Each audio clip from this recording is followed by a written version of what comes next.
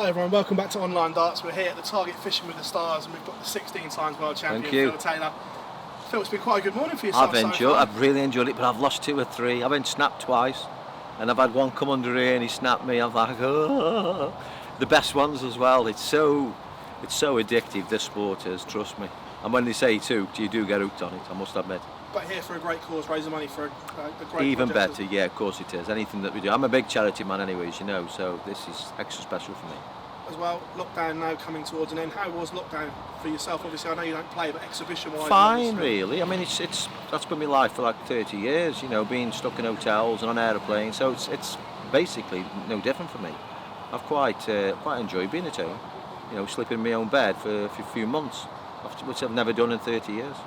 We saw you play a little bit of online darts. Yeah. How do you enjoy that? A new experience, something that you've never done before? Loved it. I loved having the crack as well with Scott and with Martin Adams and whatnot, and Aaron Monk, especially Aaron. It was really good. Yeah. It's different, you know what I mean? It's not so serious, so it was good for me. Bit of a strange year for everyone. How would you approach it if you were a professional, obviously?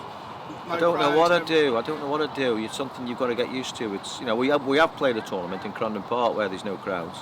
And it's different, you know, you hear every little, you can even hear your opponent breathing behind you, you know, if they sigh, if they say anything. So it's something you just have to get used to, unfortunately.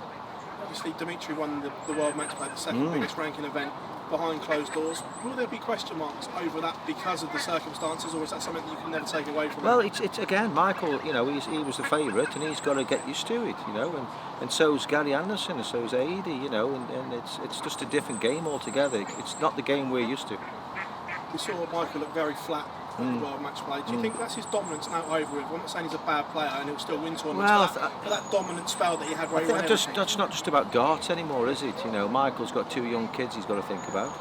You know, he's got his wife to think about. You know, with the virus going round, you just never know. So everything is just added pressure for the lad. Do you know what I mean? He's young. I wouldn't like to be a dart player now. Not at this very moment, because you don't know what you're going to bring home.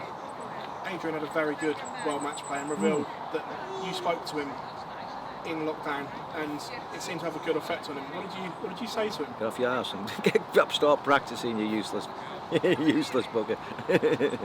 Was it as simple as that? What else can you say, Trady? Do you know what I mean? He knows what to do. I think sometimes he just lacks that little bit of concentration. You know, his wife hasn't had the best of health just lately, so that's on his mind.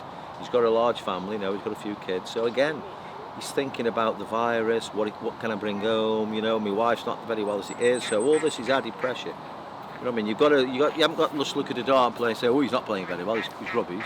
You've got to think about what's up here and what's in his background. You know, I used to say to the commentators, do your research. Ask the players first, is everything okay, is everybody fit and healthy? Then you can start talking about darts, but you don't know what goes on in people's lives, you know what I mean? You're not walking in your shoes type of thing. So Adrian's got a lot on his mind, trust me. It's nice to see him playing well again though, isn't it? He looks really good, yeah, his clothes are hanging off him, seriously. And I mean, I've not seen him looking this well for a long time, and I'm really chuffed for the lad. You had some great years as world champion, and it's not just winning the world championship, everything that goes with it through the year. Do you feel a little bit sorry for Peter Wright and Wayne Warren that almost have been robbed of that golden year? No, not really. I mean, they both won the world championships, you know, and Rob Cross and whatnot. You know, you take it, they've earned a good living, you know. The BDO one, unfortunately, didn't get what he deserves, in my opinion. You know, we should have put collected for him. We should have done something. Maybe the BDO put a big bet on and get his money that way. I don't know, but do something to give the lad decent prize money. You know, that was a bit. I mean, I got 24,000 in 1990. You know, and it's not fair on the lot. Obviously, I know that you followed Fallon Sherrock quite closely since you played her in the soft tip. I like Fallon as a person. And she's a good dart player. Everything in front of her this year. She had the World Series events to look forward to, and they've all been robbed, and it's almost halted her progress a little bit. It is what it is, unfortunately. It's awful. I do feel for the lady, do you know what I mean? And again, she's got a youngster to look after, and the living, really, bar from Jason Tame, what he did with Modus, it's just gone flat for everybody. You know, I feel sorry for the lads what depend on exhibitions to make a living. I've been fortunate. I've had really the golden era, bar from American Jockey and John Lowe had an era.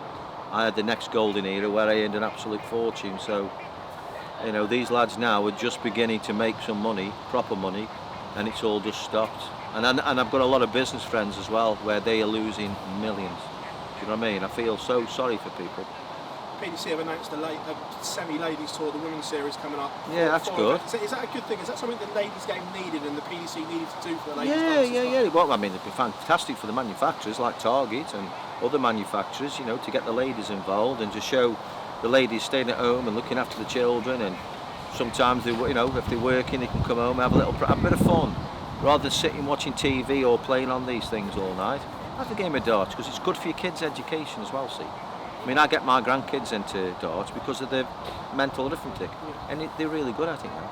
As well, the ladies like Fallon and Lisa have really pushed it on, haven't they? As well? Yeah. Brilliant, absolutely. I can't fault the girls, honestly, and they're good players as well. And Fallon and Lisa, tough opponents. Looking at it as well, a lot of talk on social media about maybe a seniors world championship. Yeah, I think something. Obviously, we did some work with Modus in the summer, as you said. Something that they could possibly take on. Is that something that you'd be interested in? I'm your man. I'll be straight there. I'd love to play the old players again, Dennis and Keith Dellers and Bob Andersons, John Lowe. I'd love to. Yeah, of course I would. But I can't lose. If I get beat, then I've had it. That's me finished forever. It's competitive juice still there. I'm taking fishing up. Right, I'm going to be dinner. Yeah, Phil. Thank you. Pleasure, mate. Thank you very much. Thank you very much.